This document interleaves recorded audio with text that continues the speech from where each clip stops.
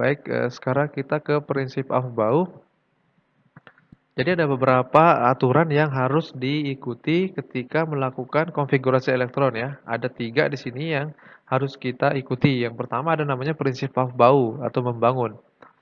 Apa sih yang katanya? Jadi elektron itu mengisi orbital atom satu demi satu dimulai dari orbital dengan energi yang lebih rendah terlebih dahulu. Maksudnya tadi misalkan 1s itu kan. Jadi 1s, jadi 2s dan lain sebagainya gitu. Dia harus berurutan gitu dari yang terendah ke semakin tinggi seperti itu ya. Kemudian kestabilan penuh atau kestabilan setengah penuh. Jadi nanti kita lihat apa maksudnya gitu. Contohnya misalkan setelah kita membuat konfigurasi CR24 dan CU29 ya. Nah, seperti ini dia hasilnya. Di sini ada 4S1, 3D ini terakhir ya. Yang terakhir itu ada 3D5, 3D. Nah, ini udah satu urutan ini dia, tapi ini adalah menggunakan sistem gas mulia ya. Nanti bisa dicari-cari sistem gas mulia seperti apa ya. Kalau saya kan tadi konfigurasi elektron dari awal 1S, 2S, 2P gitu. Kalau ini dia setelah itu disingkat dengan menggunakan apa namanya? Konfigurasi elektron yang menggunakan gas mulia atau AR seperti itu ya. Nah, ini menggunakan lambang gas mulia nanti bisa dilihat di searching-searching lah ya. Baik. Itu maksudnya pokoknya intinya bau ini kita harus berurutan dari 1S, 2S, enggak boleh 2S dulu, 1S dulu dan lain sebagainya. Nah, seperti itu. Selanjutnya, nah ini seperti ini, sorry. 1S, 2S, 2P, 3S tidak boleh kita mulai dari 7F gitu. Pokoknya 1S, 2S, 2P, 3S dan lain seterusnya seperti itu ya. Itu maksudnya. Ini dia tadi kita sudah lihat. Nah, ini urutannya, urutan yang benar ya. Jadi perhatikan saja ini kalau mohon dihafal biasanya kita harus hafal sih seperti itu. Oke, selanjutnya aturan Hund ya. Jadi ini Bapak Hun itu memberikan aturan juga. Dia mengatakan bahwa konfigurasi elektron dengan arah elektron yang paralel pada orbital-orbital dengan tingkat energi yang sama adalah lebih stabil gitu. Maksudnya gini.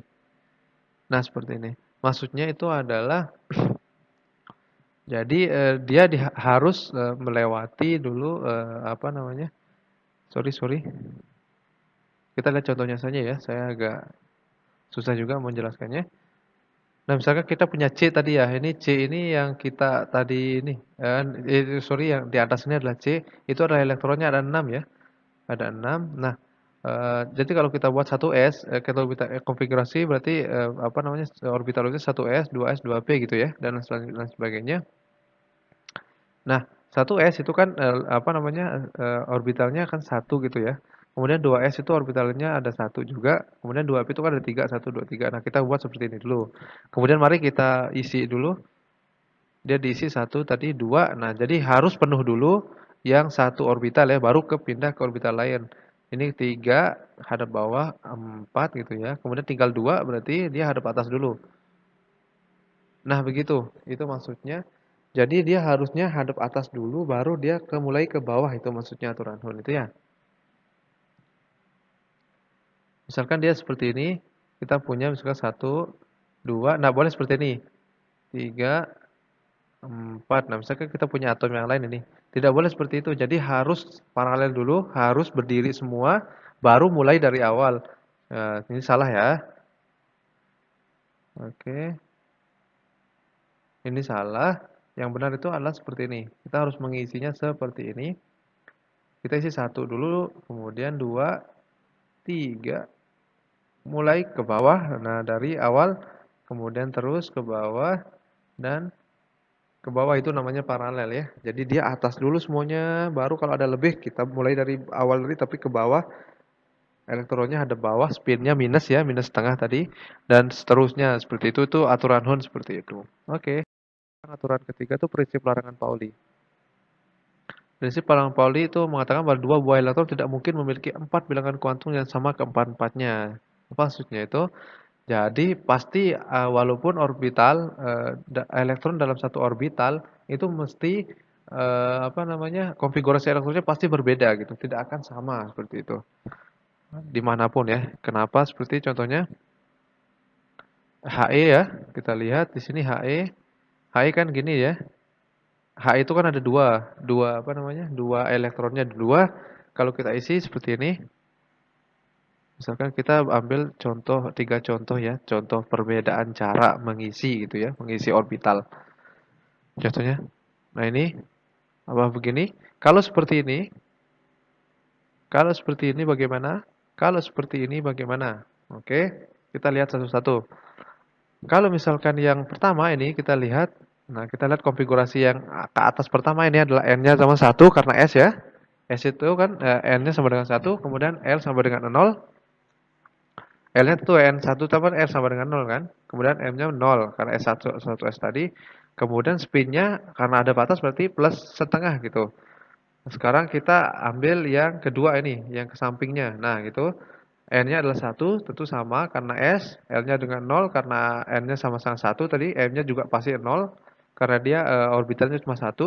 Kemudian S-nya plus setengah juga karena dia hadap atas. Artinya ini adalah eh, dua konfigurasi elektron yang sama gitu anunya apa bilangan kuantumnya. Berarti ini salah. Bagaimana dengan yang ke bawah? Seperti ini N sama dengan 1, ini ya ke bawah, L sama dengan 0 tentu ya, M 0 juga karena L itu 0, kemudian spinnya minus setengah karena ada bawah. Bagaimana dengan yang satunya lagi? Yang satunya lagi itu sama karena dia N-nya 1, L-nya 0, M-nya 0, S-nya minus setengah karena dia ada bawah juga. Nah salah juga nih karena duanya sama. Harusnya berbeda. Bagaimana seperti ini? N-nya yang hadap atas dulu, N sama dengan 1, L sama dengan 0, M sama dengan 0, S sama setengah plus setengah. Sedangkan yang satunya lagi, N sama dengan 1, L sama dengan 0, M sama dengan 0, S-nya minus setengah. Nah, seperti itu. Berbeda kan? Nah, itu maksudnya. Jadi harus berbeda gitu. Pasti berbeda. Makanya pasti ada yang ke hadap atas dan ke bawah seperti itu. Itu maksudnya larangan Pauli. Oke, semoga jelas. Kita lanjutkan lagi ke slide selanjutnya. Kemudian larangan di sini ada larangan Pauli. Larangan Pauli ini mengatakan bahwa pengisian elektron harus setengah penuh atau penuh gitu. Apa maksudnya? Kita lihat aja, kita ambil C lagi ya, ada 6 elektron, berarti kan 1s, 2s, 2p ya. 1s, 2s, 2p, ini ada 1, 2, 3, 4, 5, 5 orbital ya. 5 ya jenis. Sorry, ada 3 orbital tapi ada berapa subkulit ya, ada. Oke, kita lihat sekarang, kita coba lihat, nah di hadap saat atas. Kita isi dulu elektronnya 1, 2, 3, 4, 5, 6. Nah ini kan kita punya 6 ya, udah isi. Kita udah isi sama seperti yang tadi ya, di aturan yang awal itu kita lihat C seperti ini di apa konfigurasi yang tadi. Nah, kalau larangan Pauli itu mengatakan bahwa pengisian elektron itu harus setengah penuh atau penuh sekalian gitu. Jadi kalau dia tidak, misalkan dia tidak penuh sebagian atau tidak penuh gitu, maka dia tidak stabil gitu larangan Pauli. Artinya bagaimana? Di sini kan kalau kita lihat yang terakhir ini yang P-nya itu yang 2P ya. Ini ada 3 lubang tapi dia cuma diisi 1 2 berarti dia tidak setengah penuh bahkan tidak penuh. Ini tidak stabil. Bagaimana caranya? Bagaimana caranya? Kita lihat. Begini caranya. Jadi satu atom sorry satu elektron yang ada di apa namanya yang ada di subkulit yang ada di orbital yang ini S ini 2S ini kita pindah ke sini ya. Nah, kita pindah satu. Gimana? Tek. Nah, itu. Nah, ini namanya stabil. Ini maksudnya dengan larangan Pauli seperti itu. Oke. Jelas ya? Baik.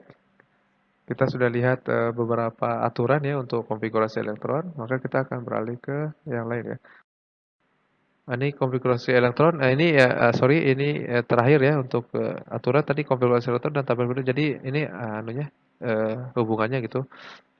Nah, di sini kalau kita lihat satu periode itu dari atas ke bawah ini, kemudian kolom dari kiri ke kanan nanti kita lihat. Oke. Baik.